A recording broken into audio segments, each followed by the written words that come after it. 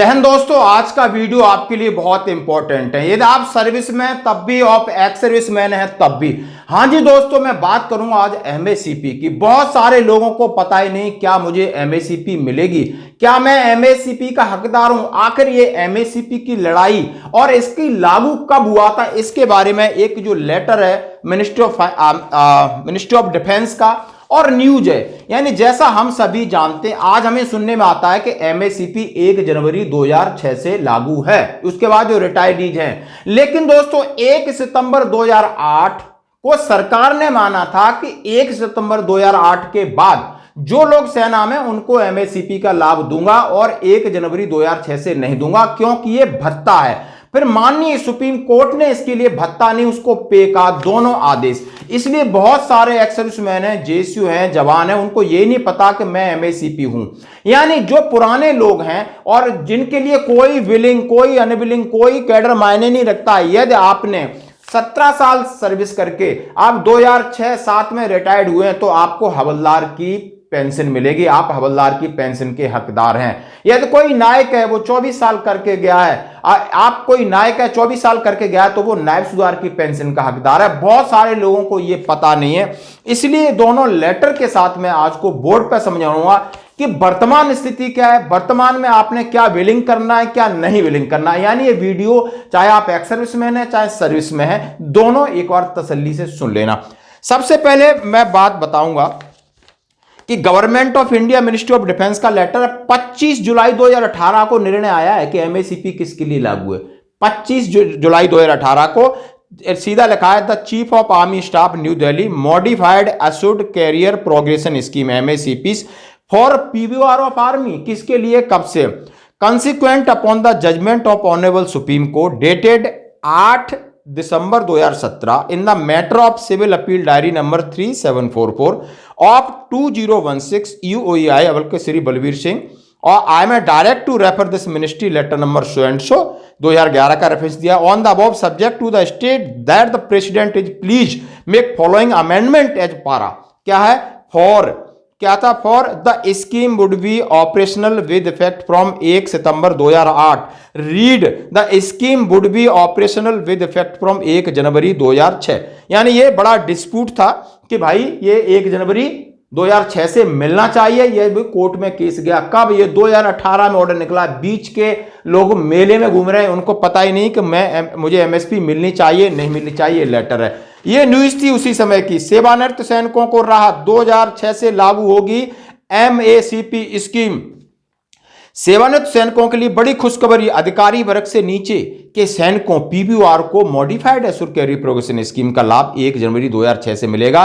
यानी जिस तारीख से छठे वेतन आयोग की सिफारिशें लागू हो गई हैं, उसी तारीख से एमएससीपी का लाभ मिलेगा। सुप्रीम कोर्ट ने इस योजना का लाभ 1 सितंबर 2008 से लागू करने का सरकार का आदेश रद्द कर दिया था। आपको समझना होगा, घर बैठे फायदा उठाना है। उन्होंने कहा सुप्रीम कोर्ट ने इस फैसले से 1 जनवरी 2006 से 30 अगस्त तक 2008 के बीच सेवानिवृत्त होने वाले उन सैनिकों को लाभ मिलेगा जिन्होंने अब तक 24 साल की नौकरी पूरा होने के बावजूद एमएससी स्कीम के मुताबिक अगली रैंक का ग्रेड पे नहीं मिल रहा है। न्यायमूर्ति का हवाला दिया, कौन कौन सी बेंच थी, क्या क्या हुआ, क्या क्या उसमें डिबेट हुई, तमाम चीजें हुई। उन्होंने कहा है कि 8, 16 और 24 वर्ष की नौकरी पूरा कर लेता है उसके हायर रैंक का ग्रेड पे मिलेगा।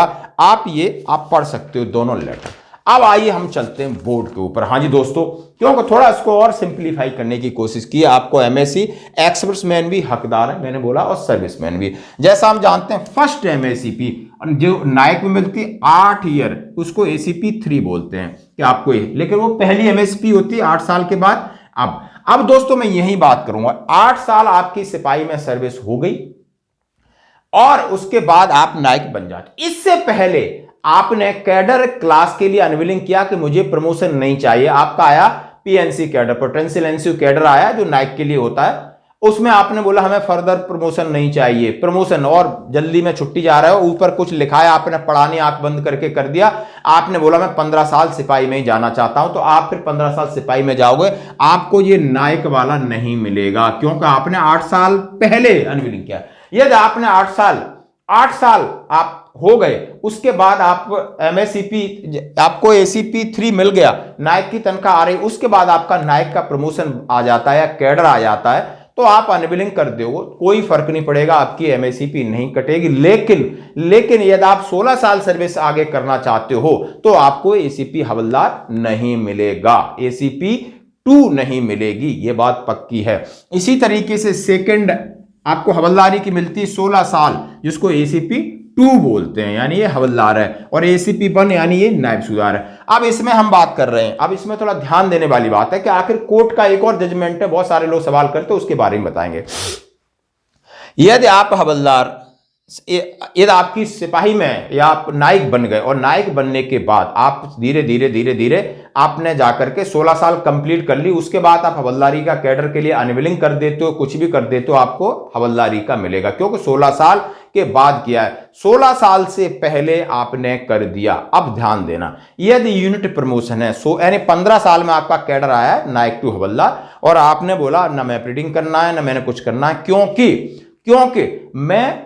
क्योंकि मुझे आगे प्रमोशन नहीं चाहिए, क्योंकि आपको पता है मैं हवलदार बनूंगा 22 साल या 20 साल में जाके, करेक्ट बात, 22 या 20 साल में हवलदार बनूंगा।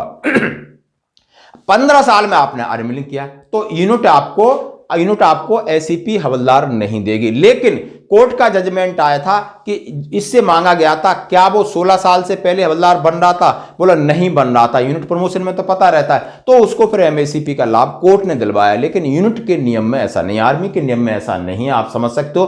तो ये आपने ध्यान रखना है कब आपने अनविलिंग देनी है और कब आपने अनविलिंग नहीं देनी है। इसलिए आपको थर्ड नायब सूबेदार 24 साल और आपको एसीपी 1 मिलता है। अभी मैं आपसे यह कहना चाहता हूं कि प्री 2006 वालों के लिए एमएससीपी नहीं है, और यह ओआरओपी की बड़ी विसंगति, इससे सेम लेंथ और सेम रैंक और सेम सर्विस में बहुत ज्यादा आपकी पेंशन का डिफरेंस है।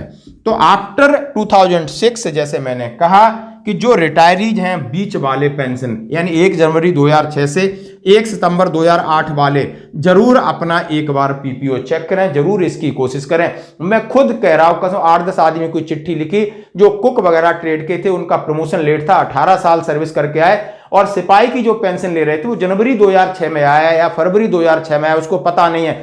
चिट्ठी लिखी, सिग्नल रिकॉर्ड के थे, ये में रिकॉर्ड थे, धड़ाधड़ पैसे आया, 2-2.5 लाख 3 लाख एरियर आया, पेंशन बढ़ गई, वो ऐसे लगा जैसे उन्हें लॉटरी निकल गई। यानी ये जानकारी के लिए है। अब इसमें आपको कोई लेटर चाहिए और कुछ चाहिए तो आप बता सकते हो, लेकिन कब आपने विलिंग देना है, कब अनविलिंग देना है, किस तरीके से देना है, इसकी पॉलिसी और चेंज हो गई। पहले इसकी पॉलिसी में ऐसा था कि आपकी रेड एंट्री है, कोई चीज है, कोई कदर नहीं करेगी। धीरे धीरे आपने मेडिकल क्राइटेरिया और दूसरी चीजें भी इनके साथ इंक्लूड हो गई, वो आप अपनी ऑफिस से पता कर सकते हो। धन्यवाद दोस्तों।